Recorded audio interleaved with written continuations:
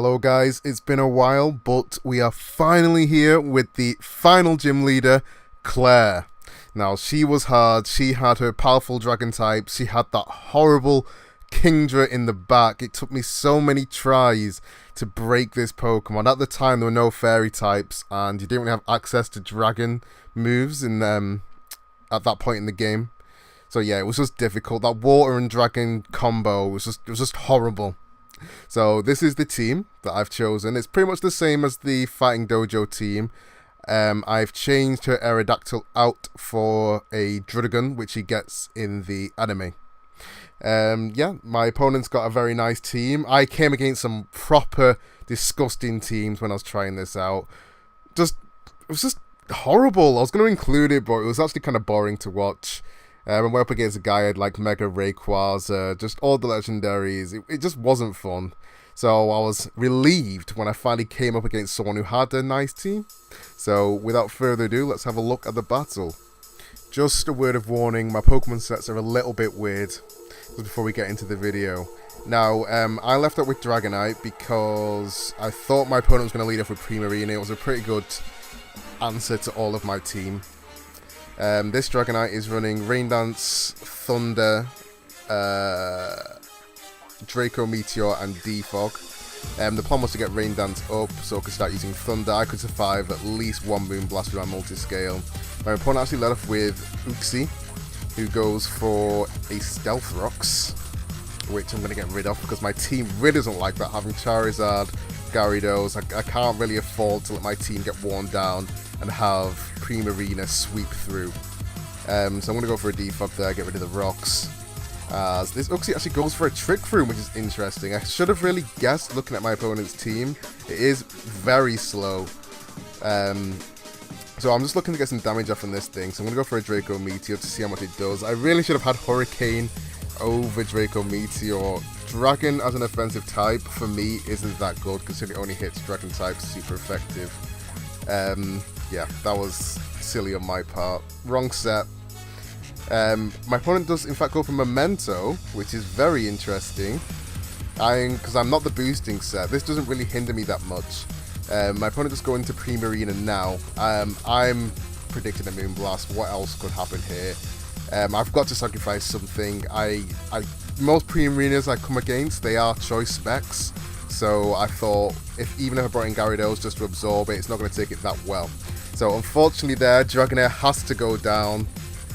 It was the Rest, Sleep Talk, Dragon Dance, Outrage set, which wouldn't really work well because it only got blocked by Primarina.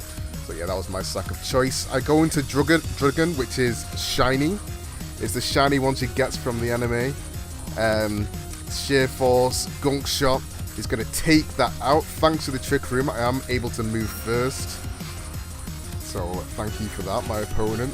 In comes Crabominable. Now this is really slow. I'm not going to stay in here. It has the Ice Hammer, which will lower its speed even more. I'm going to go into Gyarados. I'm not really sure about the ability on this guy, but it does in fact have Hyper Cutter. I don't really come across this poke too much, so I'm not really sure about its abilities. Like, I know it has like Anger Point, but who knows? So my Intimidate doesn't really work. He's going to go for an Ice Hammer, which I do take surprisingly well. I am defensive, but I thought I'd take a bit more. The dimensions go back to normal, so I'm the faster Pokemon now. He's going to withdraw as I go just straight for a Waterfall. I just want to get some damage off so I can wear it down. He goes into his Trevenant. My set here is Waterfall, Roar, which was very useless. I don't know why I chose that move on Gyarados. Rest and Sleep Talk. This team seemed pretty rushed. I didn't really have any entry hazard, so Roar was kind of useless. It was mainly just for a phase if something started buffing up in my face, so I could just get it out. My opponent goes for a Will-O-Wisp, which I don't really mind. I could have gone into Charizard there, but I didn't want to take any like Leech Seed damage. Because I've got Rest, I'm happy to take that status effect.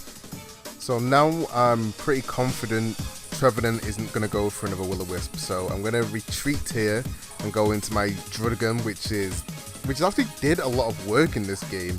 In my past matches, he wasn't very good, but because of the move just used now, Trick Room, it's able to be the fastest and one of the strongest Pokemon on my team. So my opponent's going to switch out here, predicting another Gunk Shot, which I do go for. He's going to go into his Alolan Marowak. Unfortunately, I am going to miss here. I believe we're quite close in speed, me and Marowak. But I'm guessing he will be brave just so he can be fast from the Trick Room. I'm going to go second there. I take the Shadow Bone quite well. I'm able to get my Earthquake off, do some very nice damage to Marowak. I have Sucker Punch as my third move and Clair as my fourth. So I'm able to finish it off there with a Sucker Punch. So that's Marowak down, a massive threat. I know how powerful this thing can be on the Trick Room, so I'm happy that's away with. So in comes Trevenant, back to do some more damage. I am slow, I didn't really check the speed, I didn't expect to be slow, but I am. I was able to get the Gunk Shot off first, and that is Trevenant out of the way. Again, another threat gone. The Twisted Dimensions do unfortunately go back to normal. But this thing comes in. I was thinking about going for a Sucker Punch, but I didn't want to risk it going for a Trick Room or going for a Calm Mind. Something annoying like that. So it gets me with the Psychic, unfortunately. I'm going to go into Kingdra. Now it had Yawn. Clair's Kingdra had Yawn in the game, so I thought it would be a nice little addition to put it on mine. My opponent goes for a Psychic to get some damage off. I take it very nicely. So I'm going to go for a Hydro Pump just to get it in range of my next move, which we'll see. So our opponent goes for a Trick Room, which is absolutely fine. I think he goes... Oh no, he goes to sleep there, thanks to the Yawn. And here I try and absolutely decimate it with my signature Z move. Well, it's not really signature, but the Dragon one. Clair's, I'd say she's got the closest bond with the Kingdra, so I thought it would be a good addition onto this poke. I'm going to hit it hard with Devastating Drake. Or so I think. Cresselia is bulky AF. Like, it just took that like a champ. Gets down to red. It wakes up immediately and gets a Moonlight off. I am absolutely distraught right now. I've got to deal with this thing normally. I was hoping just to do away with it with a nice 2-hit KO, but that is certainly not the case. I go for a Draco Meteor, hopefully, like just hoping I could do a bit more than like half. My opponent switches out and goes into Abominable, which is going to be faster under the Trick Room. I do go for another Yawn here to try and put it back to sleep. That was for the crest, so it could be more manageable, but I'm happy for it to be on this poke. So I'm going to switch out, predicting a close combat.